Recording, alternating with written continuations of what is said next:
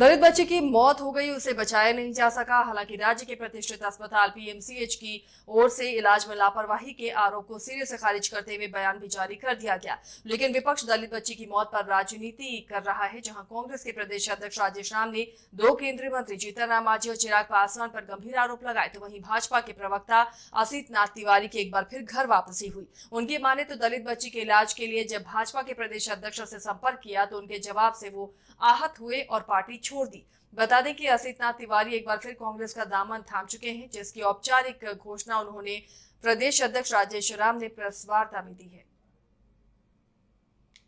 बिहार के स्वास्थ्य मंत्री ने दावा किया है कि वर्ल्ड क्लास हॉस्पिटल बनाया है। एशिया में इससे अधिक बेड किसी हॉस्पिटल में नहीं है और उस हॉस्पिटल में हमारे आपके जो बच्चे लोग जैसे एक बच्चे के लिए जगह नहीं थी और उस बच्चे के लिए जिसका पेट और सीना फट गया काहे का वर्ल्ड क्लास हॉस्पिटल है।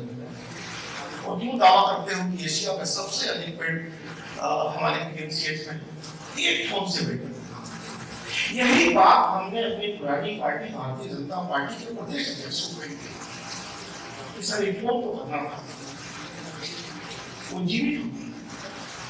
मैं बार-बार कहूंगा कि अपने घर जाइए और अपने बच्चे की जरा शक्ल देखिए, आपको उस बच्चे की शक्ल याद आएगी। और मैंने कहा एक फोन कर दिया गया तो बच्चे बच्चा और जवाब सुन के आपको आएगा और बिहार का अस्पताल के बाहर ऐसे ही लोग खड़ा थे, किसके लिए फोन करते थे। मैंने कहा सर जनरलाइज मत कीजिए।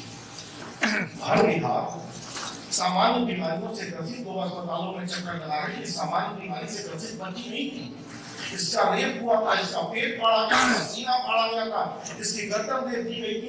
गरीब परिवार की बच्ची आई थी, तो कभी तो का पूरा ही फैसला चाहिए दे दिया जाए। ये जवाब है दिलीप जायसवाल। फिर उन्होंने कहा कि आप याद रखिए आप पत्रकार नहीं है, आपको लगता है कि आप पत्रकार हैं, आप नेता हो गए। क्या संवेदनशीलता के साथ राजनीति नहीं की जा सकती। मुख्यमंत्री बिहार को घोषित करने जा रहे हैं तो साथ साथ आप ये भी सवाल देते जाइए कि आप दलितों के हित का रक्षा कब करोगे। ये जवाब आपको देनी पड़ेगी। दूसरा सवाल जीतन राम मांझी जी से, वो अपने को दलित के मसीहा कहते और आप तक वही प्रवृत्ति से आपने काम किया और अभी तक आपकी वेदना, आपकी संवेदना सामने नहीं आया, क्योंकि आप दोनों को जीतन राम मांझी और चिराग पासवान जी, आप सत्ता के भूखे लोग, आप अन्याय के खिलाफ बोलने से आप क्यों कतरा रहे हैं? क्या आपको इस तरह से आरएसएस के एजेंडे में आप जा करके आप आरएसएस और भाजपा के दबाव में आकर के आपने अपना मुंह बंद रखा है, आप कब खोलोगे? राज्यपाल आरिफ मोहम्मद खान आज मोतिहारी के चकिया में यूनानी अस्पताल का उद्घाटन करने पहुंचे, जहां उन्होंने मंच साझा करते हुए डॉक्टरों को उनकी जिम्मेवारी से अवगत कराया। पटना के पीएमसीएच में पीड़िता की मौत मामले पर बिना नाम लिए कहा कि अगर कोई दुर्घटना से पीड़ित है और उसे इलाज की जरूरत है और लोग मरीज को छोड़कर भाग जाएं, साथ में डॉक्टर भी भाग जाएं, तो वैसे चिकित्सक को समाज या भगवान माफ नहीं कर सकता।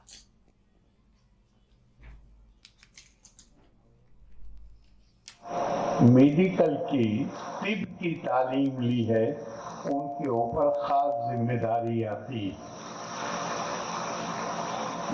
मैंने अक्सर मैं ये कहता हूँ कि अगर 3-4 लोग किसी सड़क से गुजर रहे हों, वहाँ किसी का एक्सीडेंट हो, उन्हें नजर आए कि जख्मी हालत में लोग पड़े हुए हैं सड़क पर, तो बाकी लोग भाग जाएं तो भाग जाएं सीन से।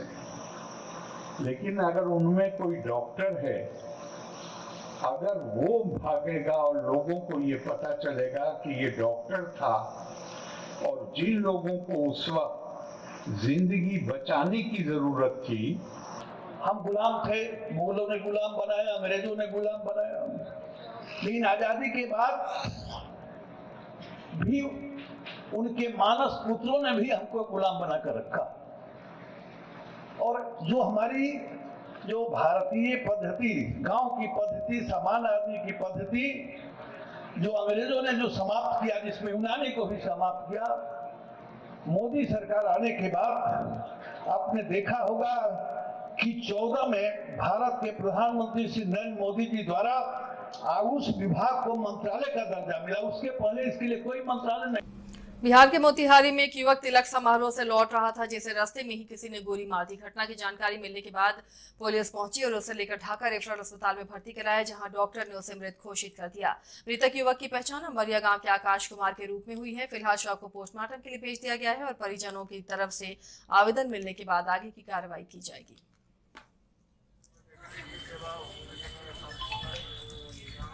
हमारे पास 2 बजे के आसपास फोन गया था गांव के एक व्यक्ति का कि उसके पैर में गोली लगा है और हॉस्पिटल में जाके, वही आकाश को हॉस्पिटल में जाके देखे तो मृत पड़ा हुआ था ढाका रेफरल हॉस्पिटल में। कहाँ गया था वो गया था तिलक समारोह में गंगा पीपर में। वहाँ से आते वक्त जैसे जानकारी मिला है उसके हिसाब से कि परतापुरी मठ है, वहीं पर गोली लगने से गिरा हुआ था। ये अपने भाई को भी फोन करके शायद सर हाँ, क्या बताया था? कि किसी से लड़ाई झगड़ा हो गया है कि आओ, ये जब तक पहुंचा है उस समय तक उसको गोली लग गया था, नीचे गिरा हुआ था। किसी वहीं किसी के माध्यम से साथ में लेके हॉस्पिटल गया, हॉस्पिटल में डॉक्टर को मृत घोषित कर दिया। हमारे पास 2 बजे के आसपास फोन गया था गाँव के एक व्यक्ति का कि उसके पैर में गोली लगा है और हॉस्पिटल में जाके, वही आकाश को हॉस्पिटल में जाके देखे तो मृत पड़ा हुआ था ढाका रेफरल हॉस्पिटल में। कहाँ गया था वो गया था तिलक समारोह में गंगा पीपर में। वहाँ से आते वक्त जैसे जानकारी मिला है उसके हिसाब से कि परतापुरी मठ है, वहीं पर। झरिया के सुदामड़ी थाना क्षेत्र में बिरसा पुल दामोदर नदी में एक बार फिर नहाने के दौरान 2 युवक डूब गए। एक युवक लकी को किसी तरह स्थानीय लोगों ने बचा लिया, लेकिन एक युवक राजकुमार चौहान का अब तक कुछ पता नहीं चल पाया है। मौके पर सुदामड़ी पुलिस पहुंची और छानबीन में जुटी है। बता दें कि 2 दिन पहले युवक दामोदर नदी में नहाने के दौरान डूबने से उसकी मौत हो गई थी। आज फिर ये घटना घटी, जिसे लेकर स्थानीय लोग काफी आक्रोशित हैं। उनका कहना है कि अंधाधुंध बालू खनन से दामोदर नदी का हाल मृत्यु कुंड जैसा हो गया है।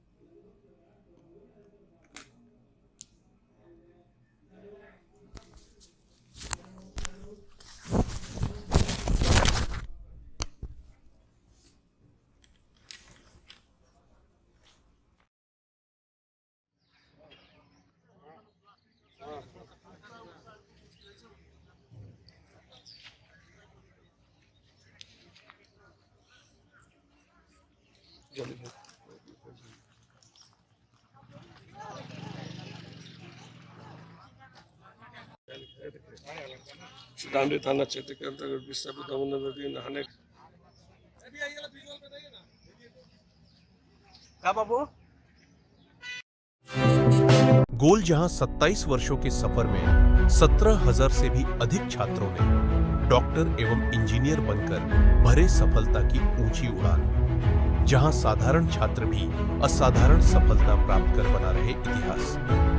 दूरदर्शी शिक्षाविद श्री विपिन सिंह के मार्गदर्शन में मेडिकल एवं इंजीनियरिंग के लाखों छात्रों के लिए आशा की किरण के रूप में गोल्ड रिजल्ट फैक्ट्री